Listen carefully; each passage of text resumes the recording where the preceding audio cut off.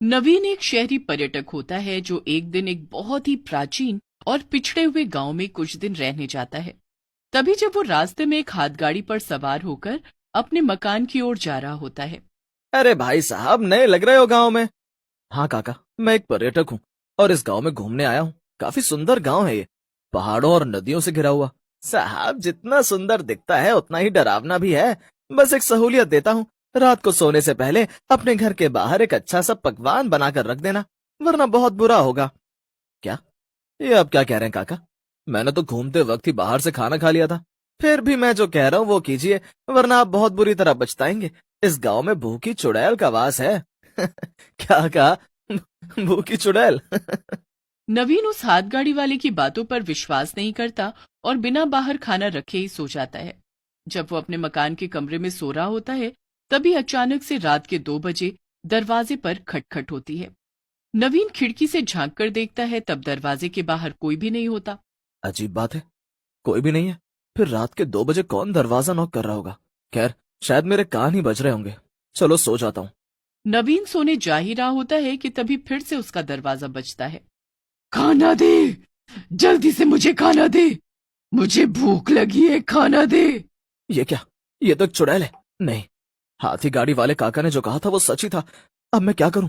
मेरे पास तो इसे देने के लिए कुछ भी नहीं है। नवीन बहुत परेशान हो जाता है। तभी वो चुड़ैल उसके घर के अंदर घुस आती है। नवीन नजर घुमाता है तो वो देखता है कि वो उसके कमरे की अलमारी पर बैठी हुई है।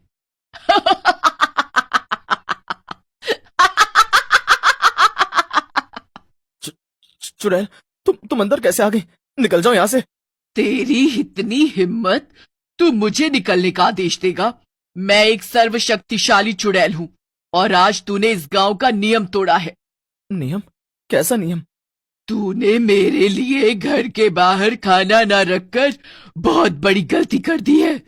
अब तुझे उस गलती की सजा भुगतनी होगी। आ, मेरी आंखें! नहीं, नहीं।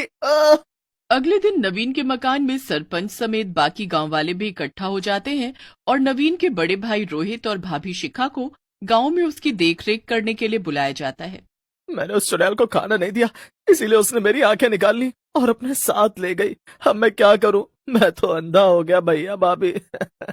सरपंच जी, अगर आपके गांव में उस भूखी चुड़ैल का खौफ फैला हुआ है तो आपको हर एक पर्यटक और बाहर से आने वाले व्यक्ति को बताना चाहिए था ना।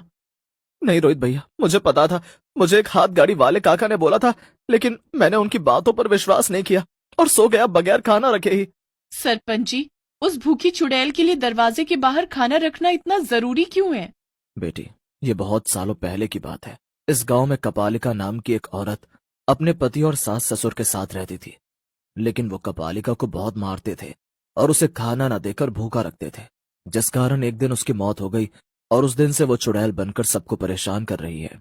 लेकिन इस चुड़ैल को रोका भी तो जा सकता है ना। आप लोगों ने कुछ कदम क्यों नहीं उठाया? नहीं, कोई टोना टोटका काम नहीं आया। हमने सब कुछ करके देख लिया, लेकिन वो भूखी चुड़ैल बहुत भयानक और शक्तिशाली है। अगर किसी ने उसे खाना नहीं दिया तो वो उस व्यक्ति के साथ बहुत बुरा करती है और उसे किसी न किसी तरह से अपाहिज करके चली जाती है। हे भगवान! रोहित, तुम देवर जी को यहाँ से ले चलो। ये गांव खतरे से खाली नहीं। यहाँ की भूखी चुड़ैल हमारे साथ भी गलत कर सकती है। हाँ शिखा, तुम सही कह रही हो। नहीं नहीं रोहित बेटा, ऐसा मत करो। अगर तुम दोनों चुड़ैल को खाना दिए बगैर ही गांव से चले गए तो वो तुम दोनों को भी नहीं छोड़ेगी। नहीं सरपंच जी, ऐसा कुछ नहीं होगा। हम दिन में ही निकल रहे हैं आज। हम शहर जाकर देवर जी का इलाज करवाएंगे।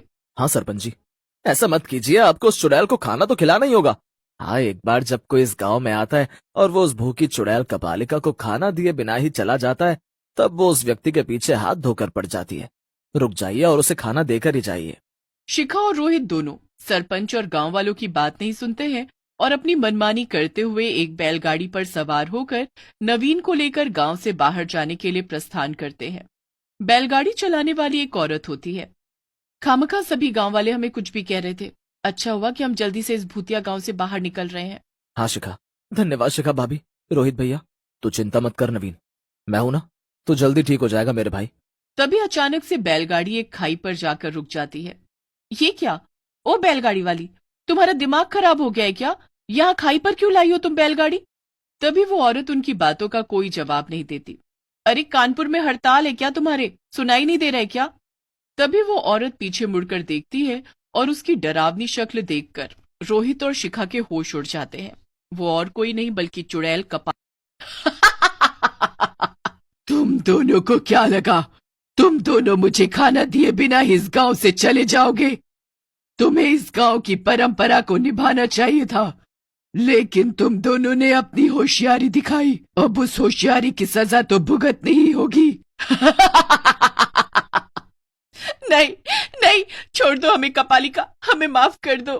हाँ कपालिका, छोड़ दो हमें। मेरे भैया और भाभी को बख्श दो कपालिका। कपालिका कभी किसी को माफ नहीं करती। गलती की है तो सजा तो भुगतनी ही पड़ेगी। कपालिका उन दोनों का गला पकड़ती है और हवा में उड़ते हुए उन्हें खाई के नीचे फेंकने जा ही रही होती है कि तभी अंधा नवीन बैग में रखे बचे हुए समोसे और कचौरियां जैसे तैसे निकालता है और वो कपालिका को चिल्लाते हुए कहता है, कपालिका कपालिका, छोड़ दो उन्हें। ये देखो, हम तुम्हें समोसे और कचौरियां देंगे, छोड़ दो उन्हें। नवीन की आवाज सुनकर और समोसों और कचौड़ियों की खुशबू सूंघकर कपालिका की लार टपकने लगती है और वो रोहित और शिखा को जमीन पर फेंककर समोसे और कचौड़ियों की तरफ भागती है और उन्हें पागलों की तरह खाने लगती है। वाह वाह, क्या बात है! वाह वाह वाह वाह वाह। यही सही समय है रोहित, नवीन को अपने कंधे पर उठाओ और भागो यहाँ से। रोहित नवीन को अपने कंधे पर उठाकर शिखा के साथ वहां से भागने लगता है और भागते भागते वो दोनों रास्ता भटक जाते हैं और फिर से गांव में ही पहुंच जाते हैं। ओ नो, अब? हे भगवान, अब हम क्या करें? हम तो फिर से गांव में ही लौट आए हैं। अब हमारे पास यहाँ रुकने के अलावा और कोई रास्ता नहीं है। शाम के 6 बज चुके हैं शिखा। शिखा और रोहित अपने साथ घटी हुई घटना के बारे में सरपंच और गांववासियों को बताते हैं। तभी एक गांववासी उन्हें एक थाली भरकर अच्छे अच्छे पकवान बनाकर देता है।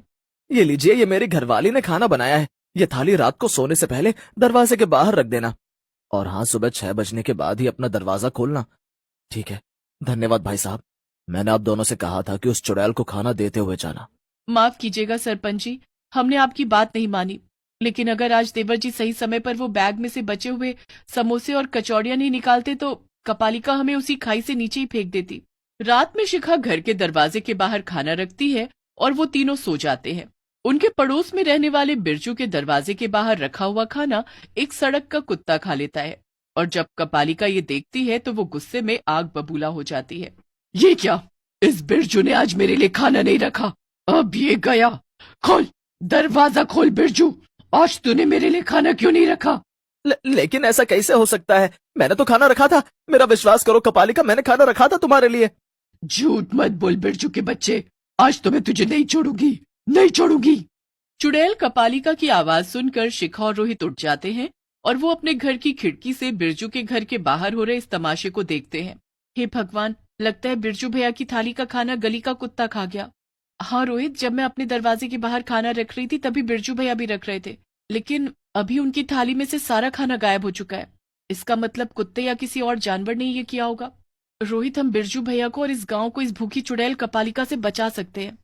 गांव वाले बेवकूफों की तरह इसे रोज खाना देते रहते हैं, लेकिन कभी किसी ने ये नहीं सोचा कि खाना देने के बहाने ही उसे खत्म भी किया जा सकता है।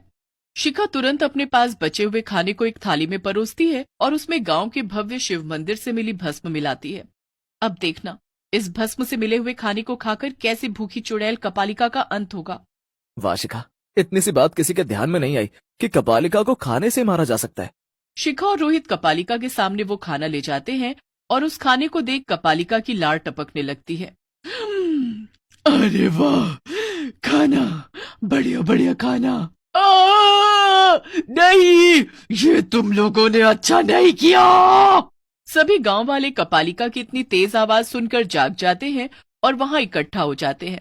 शिखा बेटी, आज तुमने वो कर दिखाया जो हम अनपढ़ गांव वाले कभी नहीं कर पाए। कभी कभी हम इंसान भी किसी पहेली को सुलझाने के लिए दुनिया भर की तिकड़म लगा लेते हैं, लेकिन असल में उस पहेली का हल तो बहुत आसान ही होता है। धन्यवाद शिखा भाभी, आपने इस गांव को उस भूखी चुड़ैल के कहर से मुक्त किया है। कपालिका जलकर राख हो जाती है। इस तरह अंत में भूखी चुड़ैल खत्म हो जाती है, जिसके बाद रोहित और शिखा शहर जाकर नवीन का इलाज करवाते हैं और साथ ही उस गांव में सभी लोग बिना किसी डर के आराम से रहने लगते हैं।